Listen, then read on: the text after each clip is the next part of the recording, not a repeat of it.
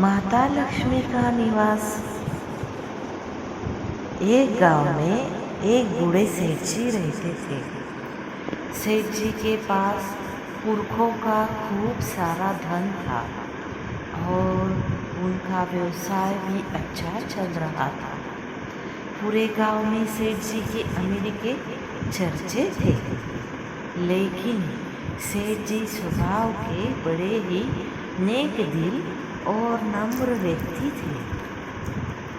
धन धान्य से संपन्न खुशहाल परिवार को देखकर जब लोग सेठ जी की प्रशंसा करते थे तो सेठ जी कहते, भाई मेरा कुछ नहीं, सब माँ लक्ष्मी की कृपा है।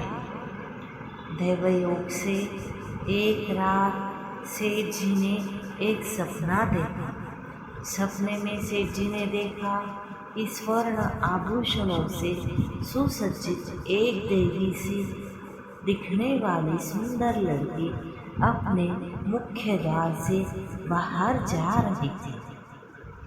सेठ जी को अचरज हुआ।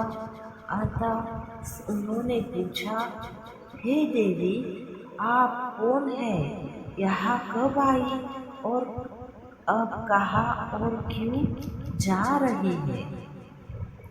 सेठ जी के इस संबोधन से उस युवती ने पीछे पलट कर देखा और बोली, हे सेठ, मैं धन धान्य और वैभव की देवी लक्ष्मी हूँ। मैं सदियों से तुम्हारे यहाँ निवास कर रही थी, किंतु अब तुम्हारे यहाँ मेरा समय समाप्त हो चुका है। अब मैं यह घर छोड़कर अन्यत्र जा रही हूँ। लक्ष्मी जी बोली, हे सेठ, तूने हमेशा मेरा सदुपयोग किया है, गरीबों की सहायता की, जनहित में कुएं, तालाब, गौशाला, संतों की सेवा, ज्ञान मंदिरों का निर्माण आदि अनेकों धार्मिक कार्य तूने किए। तुम्हारे इन महान और चिरकाल तक पुण्य वाले कार्यों से प्रसन्न होकर मैं तुझे वरदान देना चाहती हूँ। अतः अपनी आवश्यकतानुसार तू जो चाहे सो मांग ले। अब तक तो दूसरे लोग सेठ जी की तारीफ करते थे, लेकिन अब जब माँ लक्ष्मी सेठ जी की प्रशंसा किए जा रही थी तो सेठ जी का हृदय आनंद से झूम उठा, आंखों से आंसू बहने लगे। अब सेठ जी को लग रहा था कि उन्हें वाकई लक्ष्मी का सदुपयोग किया है। अतः भाव वितरक में कंठ से सेठ जी बोले, हे माँ, आपके दर्शन करके और विनाम से मधुर वचनों को सुनकर मैं धन्य हो गया। मुझे अब कुछ नहीं चाहिए, मेरा जीवन सार्थक हो गया, मैं संतुष्ट हूँ। लेकिन यह तो सर्वाधिक है, देवी शक्तियाँ जब भी दर्शन देती है तो कुछ न कुछ अवश्य देती है। अतः लक्ष्मी माँ बोली, हे निष्काम से अपने लिए ही नहीं सही अपने परिजनों के लिए कुछ मांग लो। तब सेठ ने कहा, ठीक है, मेरी 4 बहुएं हैं, कल उनसे पूछकर बताता हूँ। अंततः कल तक के लिए आप रुक जाइए।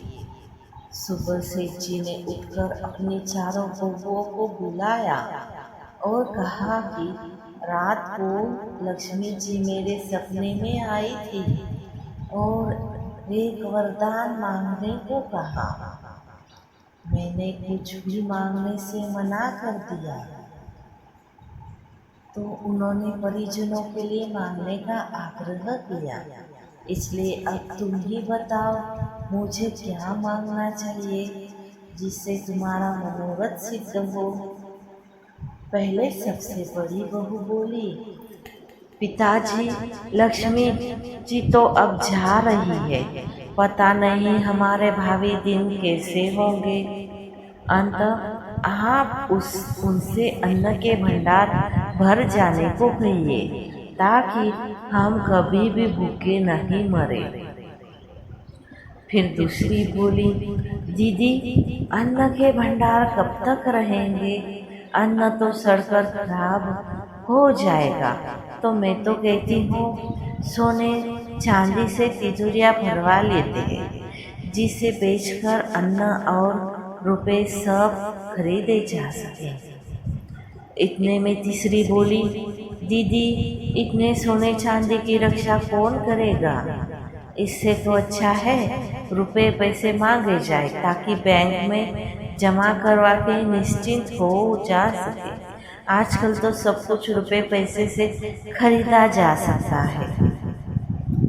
सबकी बात सुनकर सबसे छोटी बहू बोली, पिताजी अगर लक्ष्मी जी जाएगी तो उनसे कितना ही धन मांग ले, वो भी कहीं नहीं टिकने वाला।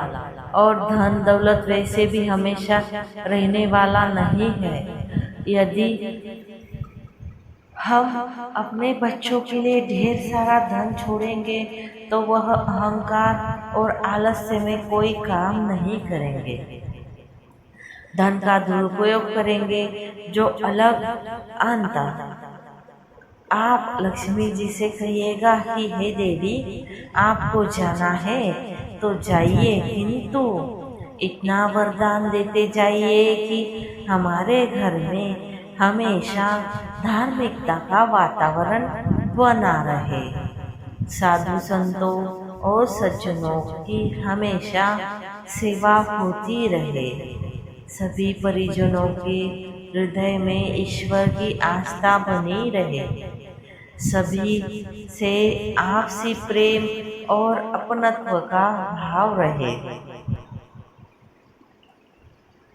इतना हो सके तो संपत्ति के बिना भी विपत्ति के दिन आसानी से कट जाएंगे। सेठ जी को छोटी बहू की बात पसंद आई। उन्होंने ऐसा ही कहने को बोला। उस रात फिर से लक्ष्मी जी सेठ जी के सपने में आई और बोली, पूछ लिया सेठ अपने बहुए से? सेठ ने कहा, हाँ माते, आपको जाना है तो खुशी से जाइए, लेकिन इतना वरदान देते जाइए कि मेरे घर में हमेशा धार्मिकता का वातावरण बना रहे, मेरे परिजन हमेशा साधु संतों और सज्जनों की सेवा करते रहे, सभी में आपसी प्रेम बना रहे। यदि इतना हो सके तो संपत्ति के बिना भी में विपत्ति के दिन आसानी से कट जाएंगे। यह कहकर लक्ष्मी जी विस्मित होकर बोली, यह क्या मांग लिया सेठ? जिस घर में साधु संतों और सज्जनों की सेवा होती है, धार्मिकता का वातावरण बना रहता है और परिजनों में परस्पर प्रेम होता है, वहाँ तो स्वयं श्री हरि का निवास होता है। और जहाँ श्री हरि का निवास होता है उसे तो मैं चाहकर भी नहीं छोड़ सकती, क्योंकि मैं तो उनके चरणों की सेविका हूँ। और यह वर मांग कर तुमने मुझे इसी घर में रहने को विवश कर दिया। जिसने भी तुम्हें यह युक्ति सुझाई वह निश्चय ही चतुर, धार्मिक और बुद्धिमान है। यह वर देकर लक्ष्मी जी उसी घर में रहने लगी। दोस्तों, इस कहानी की शिक्षा कहानी में ही स्पष्ट है। यदि आपको कहानी पसंद आई हो तो हमारे चैनल को लाइक, शेयर और सब्सक्राइब जरूर करें। और दोस्तों, माँ लक्ष्मी और श्री हरि का स्मरण करें और इसी के अनुरूप अपने घर का वातावरण बनाने की चेष्टा करें। धन्यवाद। हर हर महादेव।